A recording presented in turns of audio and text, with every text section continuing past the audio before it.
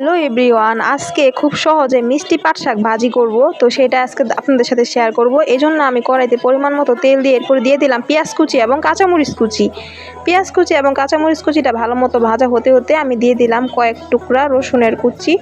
তো আস্ত রসুন দেওয়ার পর একটু ভালো করে ভেজে নেব। এরপর আমি দিয়ে দিব সেই বেছে রাখা শাকগুলা। এটা ছিল মিষ্টি পাট শাক, আর আমার কাছে তেতো থেকে মিষ্টিটাই বেশি ভালো লাগে।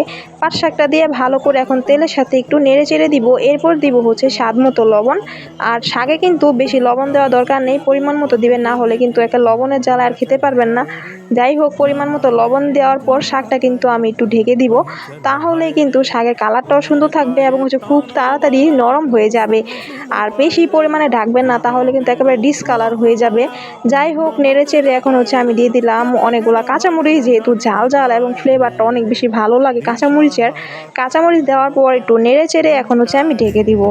তো প্রায় 2 থেকে 3 মিনিট পর ঢাকনাটা খুলে আমি দেখব যে কী অবস্থা। 2 মিনিট পরে আমি ঢাকনাটা খুলে দেখলাম যে শাকগুলো একেবারে চুপসে গিয়েছে, একেবারে নরম সফট হয়ে গিয়েছে।